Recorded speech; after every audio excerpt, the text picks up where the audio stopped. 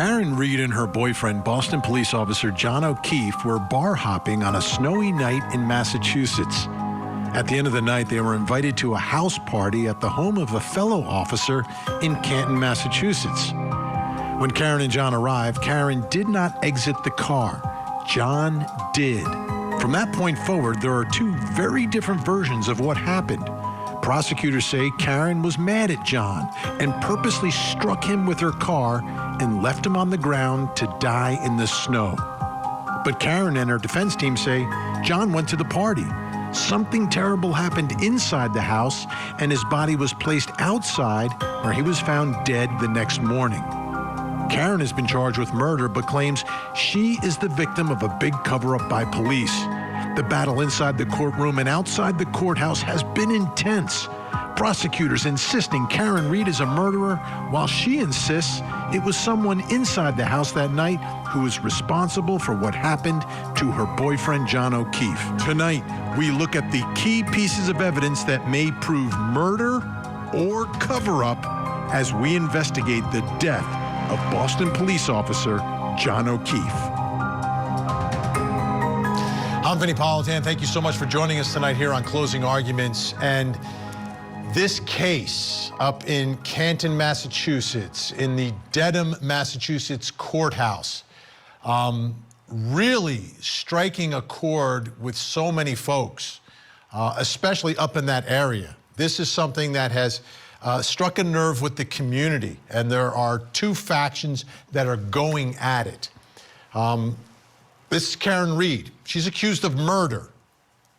The murder weapon, alleged murder weapon, is her own car that she used, according to prosecutors, to purposely run over her boyfriend, Officer John O'Keefe from the Boston Police Department, on a cold night up in Massachusetts, struck him with her car, left him there out in the cold. It started to snow, and he died.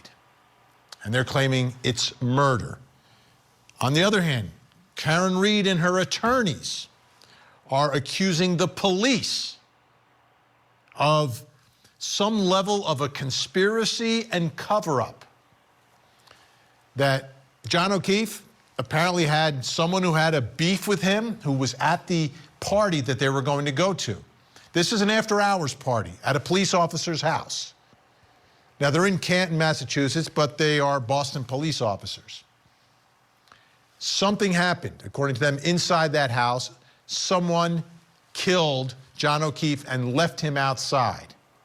And from that point forward, the people inside that house covered it up, have, to some degree, conspired with one another. And remember, it's a police officer's house. And have pulled the rug over whatever truly happened there, and have set her up as the fall person for the death of John O'Keefe. Those are the two sides. And both sides say they have evidence and have been talking about this evidence prior to the case. But there is one piece that is really, from my perspective, a crucial piece of evidence. And this is the piece of evidence that the defense alleges has no innocent explanation. It's a Google search by someone inside the house, 2:27 or 2:47 in the morning, a.m., before he is found outside, where someone inside the house is Googling, how long does it take to die in the cold? If someone is Googling that prior hours before John O'Keefe is found dead outside in the cold, that Google search is incriminating. That Google search is reasonable doubt. That Google search would be a great piece of evidence to prosecute whoever's doing that search. But this, and you would think a Google search would be very straightforward. It is what it is, right? Not so much in this case. So we're going to dive into that piece of evidence. There's something else that's brewing in all of this, which is Karen Reed. And what is her story? Like, what is her story about what she remembers and what happened that night? Because the DA is saying it is changing and has changed. Crucial part of this case, right? If she's and we're talking about someone who's alleging she's factually innocent, not it was an accident, I struck him, I didn't mean to murder him, it was an accident. No, I didn't, my car never struck him, and I'm 100% innocent. I'm being wrongfully convicted, wrongfully accused here, and these charges should be dismissed immediately. That's what they're saying. So what exactly is her story? Now, she has spoken out several times and to a lot of different people in different circumstances. So we're going to take a look at that right now. Let's begin with her, in her own words, literally on the steps of the courthouse. It feels we're the only ones fighting for the truth of what happened to John O'Keefe. And me and my family and my attorneys and my team have marshaled every resource to get to the truth. Just feels like no one else wants it. Karen, just to be clear, you didn't do it. We know who did it, Steve. We know. And we know who spearheaded this cover-up. You all know. Yes, we do. And you saw her reaction there. She is crystal clear on the steps of that courthouse. So she's pointing the finger at the folks inside that house that killed her boyfriend, a fellow officer. Now, it's not the only place she has spoken, and she really didn't give a specific story there, but she made the allegation there. Now, according to Boston.com, prosecutors want ABC's Nightline and NBC's Dateline to turn over video footage from Karen Reed's recent interviews that they had with those two networks that they believe has evidentiary value to the case against her. And this is the stuff that wasn't aired. Boston.com reports that in one of their motions, prosecutors say Reed has put forth numerous conflicting theories relevant to her involvement. So we looked at ABC's Nightline interview to see exactly what Karen Reed said happened when she left John O'Keefe at the party that night. So I pull at the foot of the driveway. It's snowing. John has no coat on. It's windy. So I drop him off. He goes up the driveway and approaches the side door. And as I see him approach the door, I look down at my phone. Reed says after about 10 minutes of waiting in her car, she became irritated that O'Keefe still hadn't gotten in touch with her. And she drove back to his home where she continued calling him before, she says, she fell asleep around 1:30 in the morning.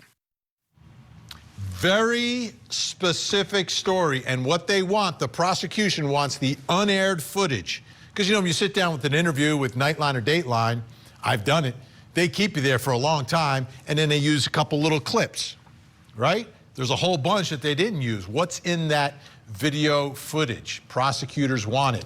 So let's bring in our guest tonight to go through these significant pieces of evidence, and we begin right now with her story. Joining us tonight from Salt Lake City, Utah, retired police commander, host of the Profiling Evil podcast, Mike King. In Jacksonville, Alabama, forensic death investigator, professor of forensics at Jacksonville State University, and host of the Body Bags podcast, Joseph Scott Morgan. And in Music City, Nashville, Tennessee, retired police sergeant with the Nashville Police Department, Melissa Pinkleton. Thank you all for being here. You all have a great perspective for this as we work through this evidence. So let's begin with her story, and the story we just heard, Mike King, which is a very specific recollection of what happened that night. And the reason I'm wondering about that is that I know that her and her boyfriend John were going bar hopping that night. What I don't know, though, because I don't drink and have never drank, and I don't know if anyone here on the panel has, but that's not relevant. What's relevant is what someone will say they can remember, is I don't know how clear it is. In the interview, though, Mike, it seems like it's very clear to her. Yeah, I guess that's a part that troubles me a little too, Vinny, and that is the fact that I'm not a drinker either, but I spent a career dealing with people who were intoxicated. The one thing that always is spoken about is the fact that the first thing that goes is judgment, and then your ability to recall facts. And the facts seem to be getting clearer as time goes on. And so I think it's going to be really important that those comments that were made, admissions that were made, or suggestions of what was going on in the early days of this thing are going to be the most important part of this case, because it's going to be people who are testifying, this is what I heard Karen Reed say.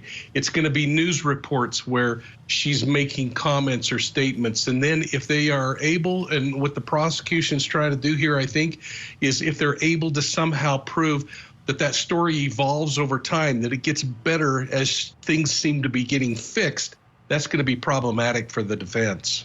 Yeah, Joseph Scott Morgan, I think the problem is if she's got inconsistent statements, but they're not recorded and they're based upon what somebody else heard, if they accuse those people of lying about what they heard, the conspiracy allegation has to get larger and larger. Let me put on the screen, Joseph.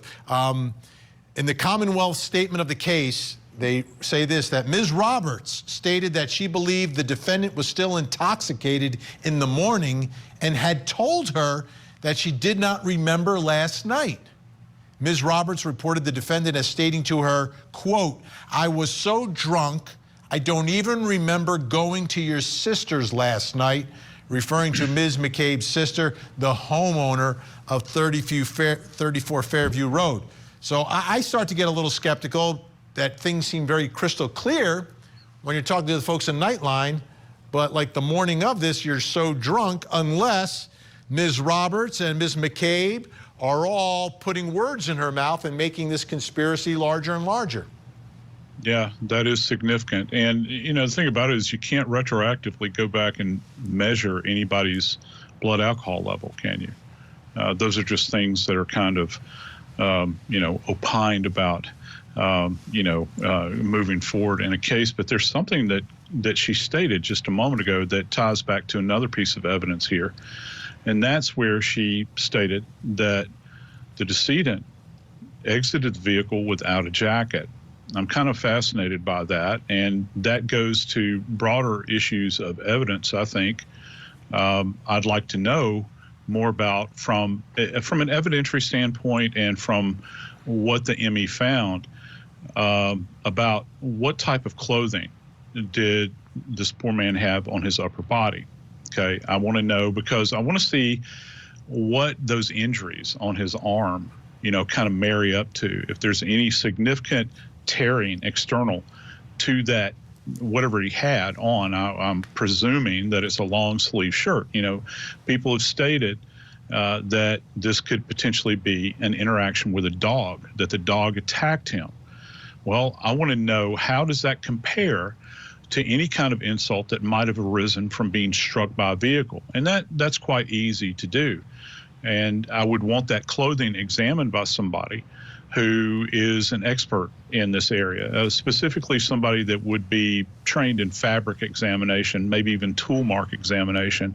And I want that damn dog examined as well, to try to understand. I think the dog is gone. The bite mark. I think that's part of the problem. Yeah, and that's unfortunate. That is unfortunate.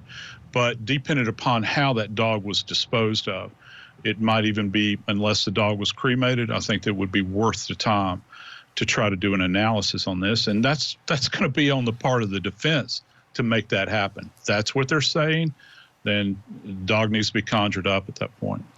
Now, Melissa, take a look here. The defendant, this again from the Commonwealth statement of the case. The defendant told Ms. McCabe that she last remembered seeing the victim, which is John O'Keefe, at the Waterfall bar.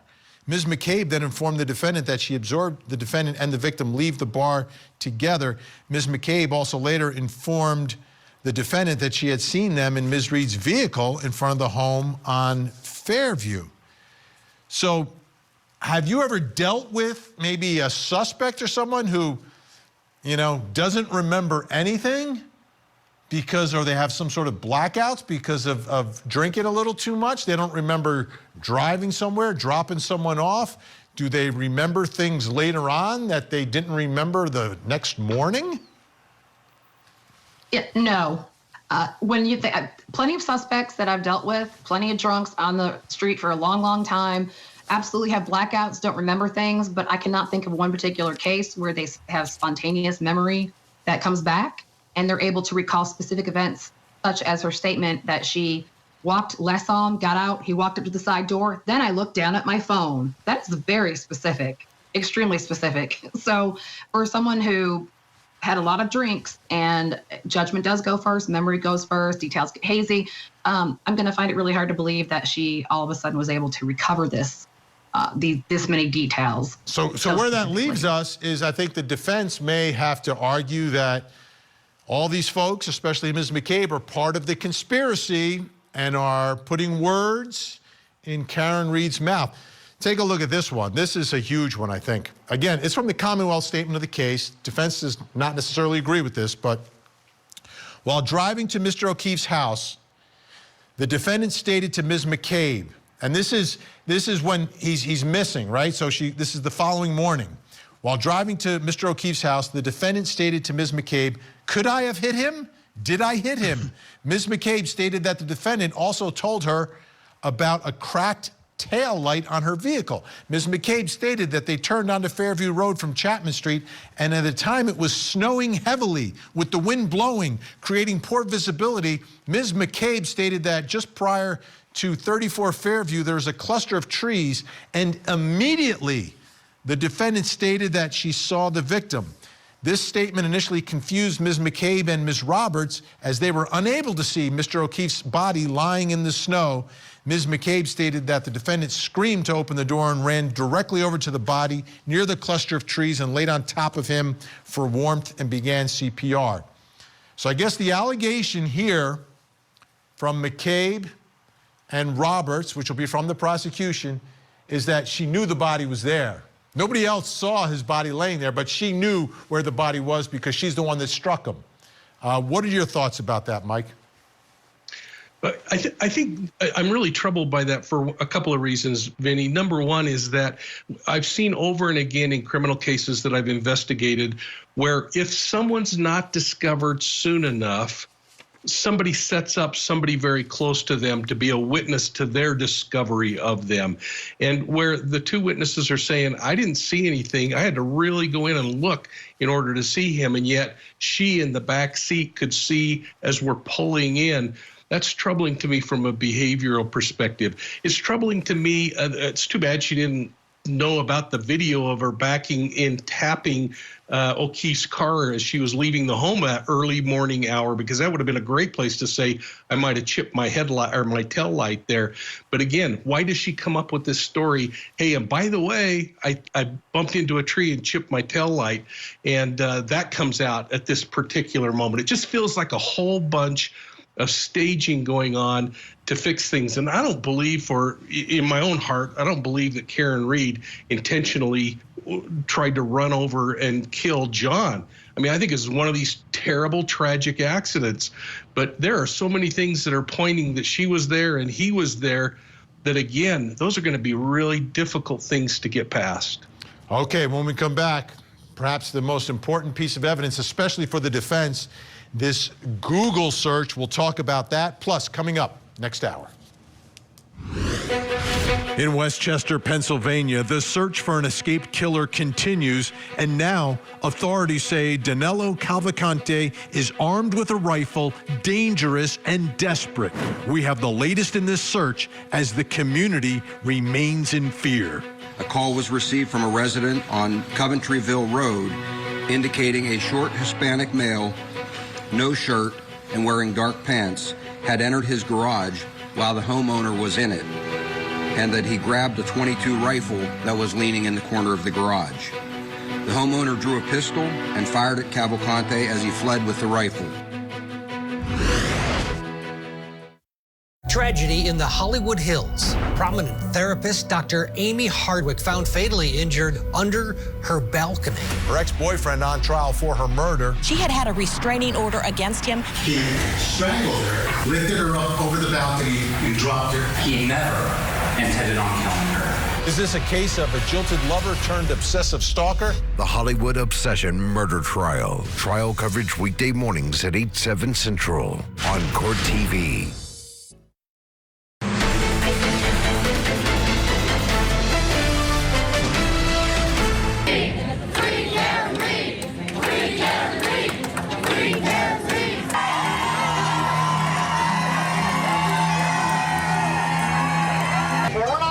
with that. We're right here today, Jim McDermott, and we're not going to be quiet. We're here.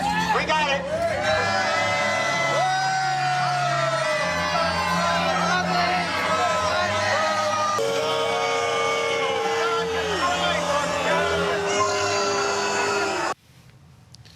Okay, chaos outside of that courthouse, right? It's in like a relatively small town, Dedham, Massachusetts. But the man leading all of that is a guy named Turtle Boy. Had him on my show. And he's kind of got hooked on this case when he learned about one specific fact that the defense was alleging here. And that fact was about a Google search that was done. Alan Jackson, okay, the attorney for Karen Reed, was on our program. The defense team was on our program and talked to us, and I asked them about this Google search. Here's what they said.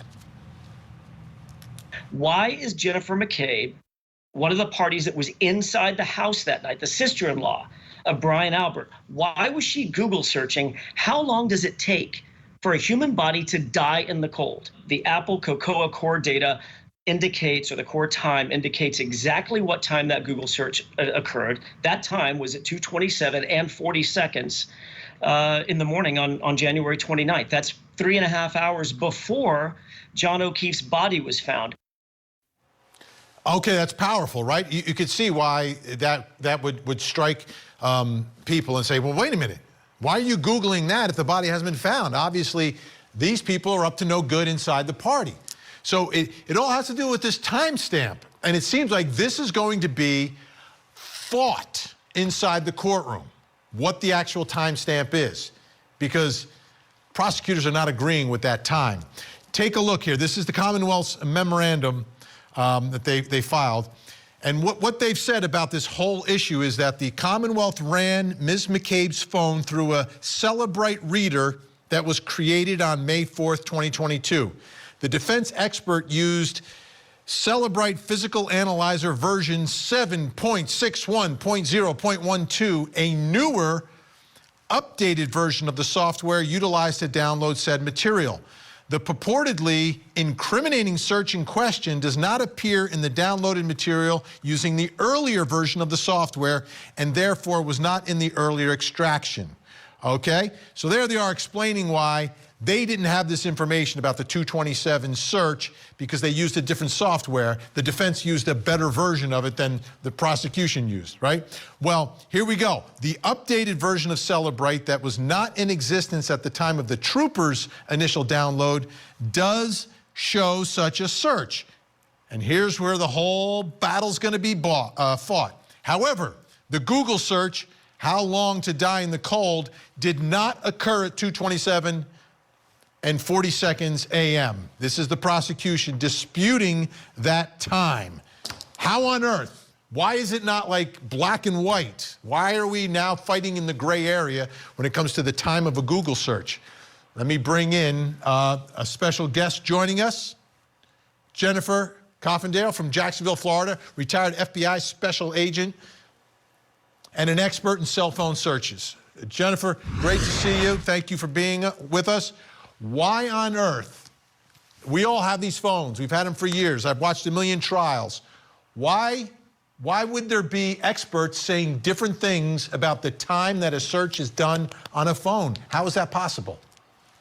Well, how it's possible is essentially at that time, the 227 mark, she opened up a Google search, if you will, and that search was for actually basketball, ozone, a scoreboard. So now she's Googling, and then she also actually watches a video.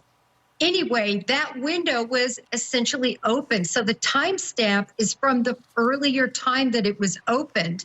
And so later, when she's with Karen Reed, who is asking her, please, Google this. How long can a body, be outside in the cold before they die, essentially? Then she Googles it. So the stamp is registering from when that window, if you will, was originally open. Okay, let me make sure I got this, because you explained it very well. She picks up her phone. 2:27 and 40 seconds a.m. is searching something about sports. Maybe goes to sleep, leaves the phone alone. Later that morning, picks up her phone again, and in the same search bar in the same window, does the search for dying in the cold. And when you extract the information, it goes back to the prior search because it's the same window. Exactly. Now, is this common knowledge? Is this common knowledge, or could experts disagree about this and create all this gray area? Because Alan Jackson was adamant that it was a 227 search. Well, he needs it to be. He needs it to be at 227 for this conspiracy theory to hold some sort of water.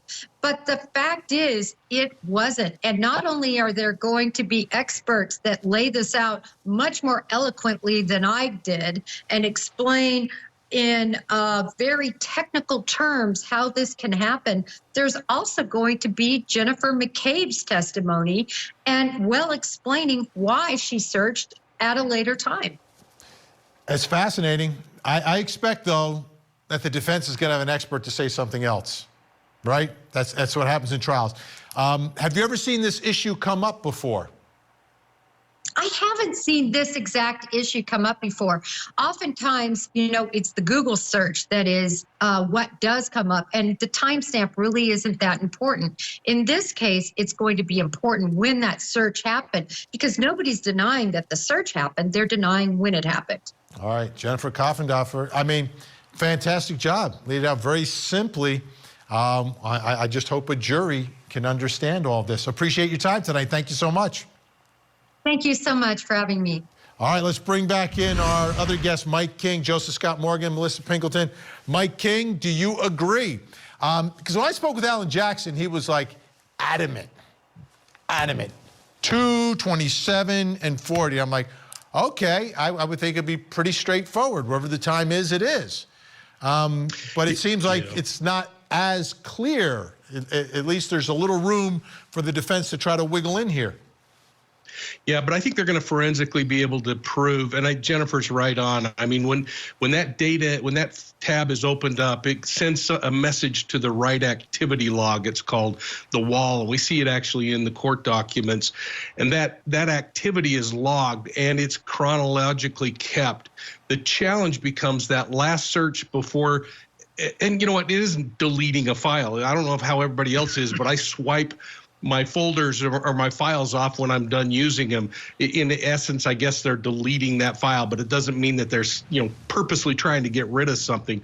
But the important thing is, the reason this hasn't been seen before, Vinny, is because the technology wasn't there. That state investigator did it right. He analyzed the data right. Then the defense did it right, but they did it with a newer version that actually extrapolated more data deeper into the system. And they're going to be able to show, and I think recreate that very same thing to prove how that happens in the right activity log through that SQLite server. And it's a bunch of technical mumbo jumbo that I have spent a week studying and trying to understand how that happened. But it all makes sense to me now that I've started to see this thing lay out.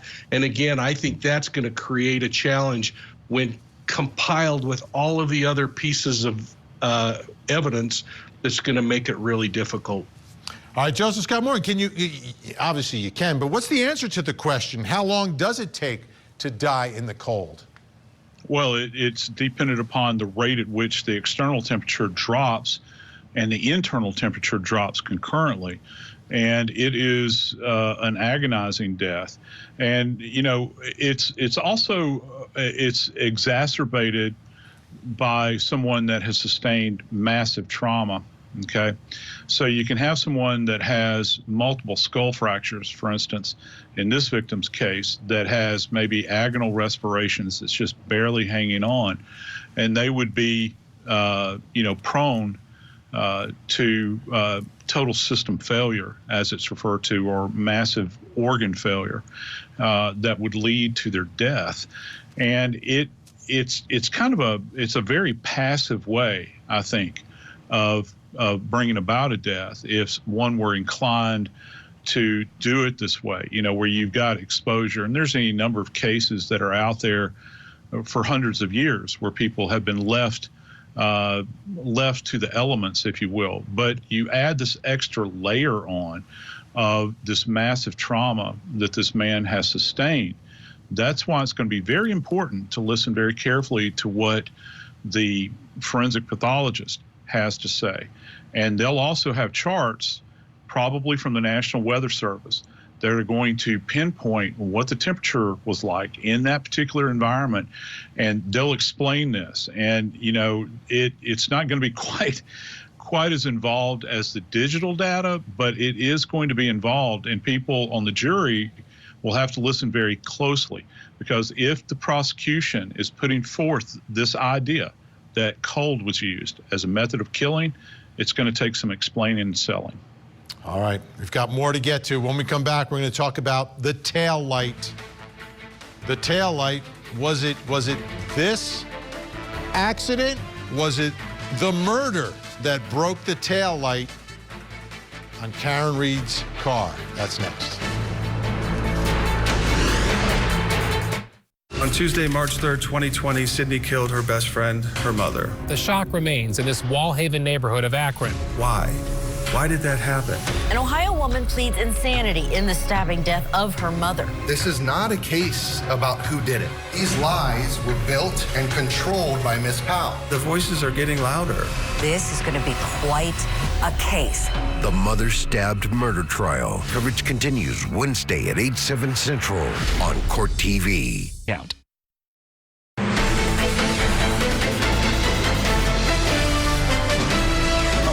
People have given statements that they did not see John O'Keefe enter the home at 34 Fairview that night. 0 people have said that they saw him enter the home.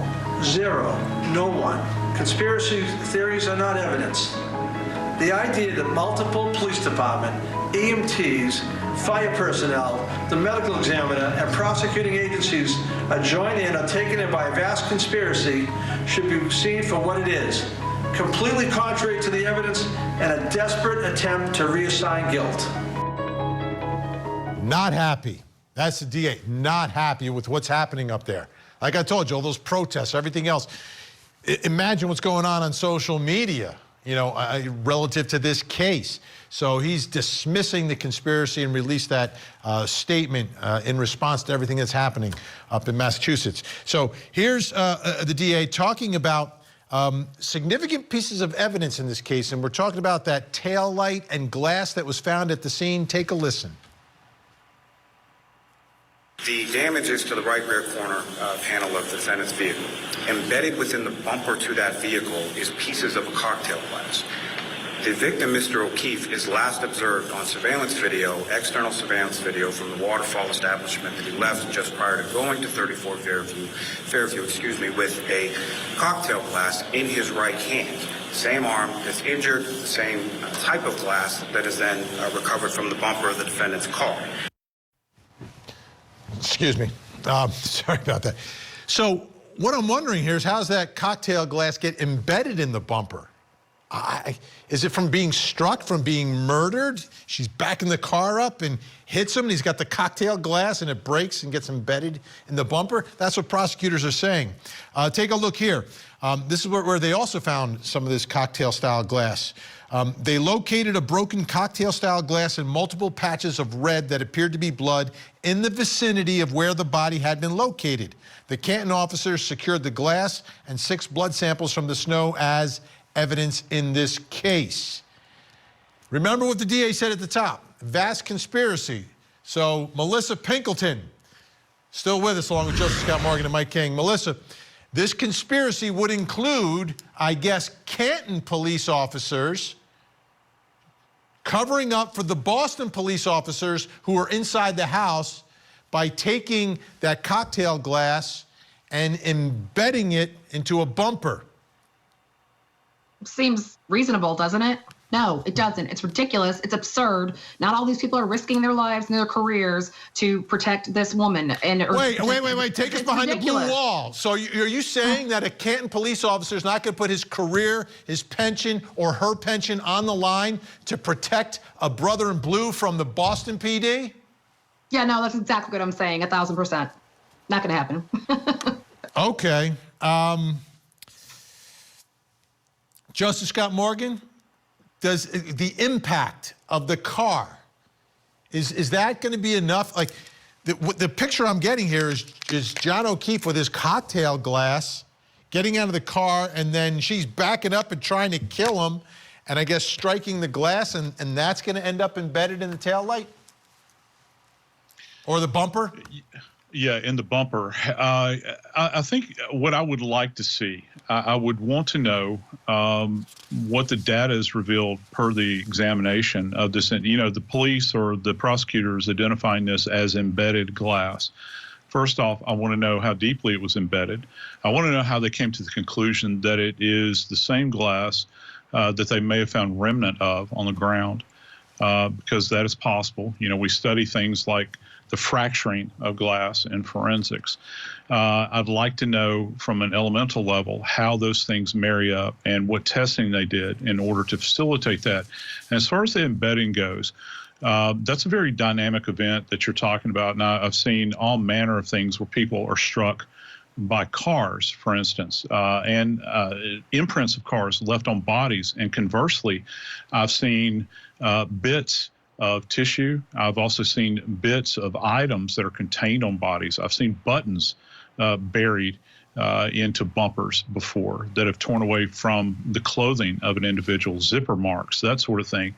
So what's really important is not necessarily who's to blame or whatever, but is it scientifically explainable? I think is the most important thing here, and that you stick with the facts, because this is a big piece of evidence immediately. Absolutely. All right, Mike King, chomping at the bit, by the way, as I'm talking to Melissa, talking to Joe, I see him chomping at the bit. I got two more things I want to share with you, Mike, and then hear from you. This is a Boston 25 report from September 8th, so it's from Boston 25. In Karen Reed's Thursday motion filed in the state court, her attorneys say it's hard to believe that there was no security camera installed at the Canton home. The motion includes grand jury testimony where the homeowner, Brian Albert, a police officer, said he received what he thought was a Nest camera for Christmas, but it was not installed. So the defense is saying, really? You don't have security camera at your house? And then take a listen here to David Yannetti on my show talking about the tail light. The tail light was intact when she left Brian Albert's house. She came home, and this was Karen leaving to begin the frantic search for John O'Keefe. Now, I don't know that you can see it from the video that you have there, but there is no doubt that when that SUV comes into contact with what is John O'Keefe's vehicle parked in the driveway, you can see that rear tire move forward. It rotates, and you also see the light shatter from the taillight being broken. All right, Mike King, go ahead. Yeah, I looked really closely. This is where Joe Scott's team is going to come in so valuable, because they're going to be able to line up the wheel where it was last seen in the snow, how it was lined up to that back bumper, and if it's even physically possible that a tail light could have come in contact. I don't see anything. I mean, it's barely a tap and moves it. And yes, there would be glass there, but the problem is there's glass found at the murder scene. And that's going to be so huge to get over. And you start adding those things together with her testimony of, hey, I might have hit something. She didn't say I hit something, John's car. She said I hit something as I was leaving. That's going to be really big, I think, Vinny. Absolutely. Melissa, I'll give you the final word tonight. Again, the allegations from the defense, vast conspiracy, but it's all about an after-hours cop party, right? Police officers, working hard and then partying hard. What's your overall take about, the camaraderie versus someone in that party committing a murder? I mean, the camaraderie is great. We do work hard. Some of us party hard responsibly and don't drive, and we stay home. And some of us are less responsible. I think it's absolutely ridiculous to think that all of these people conspired and kept it a secret and were able to, because one person alone can't even keep a secret, let alone all of these people, and risk their careers and families and lives. I think it's completely absurd. And I think that her statements, the evidence that they have, that to get over as far as the glass being smashed in her car and the glass being at the scene. She's got a rough road to climb.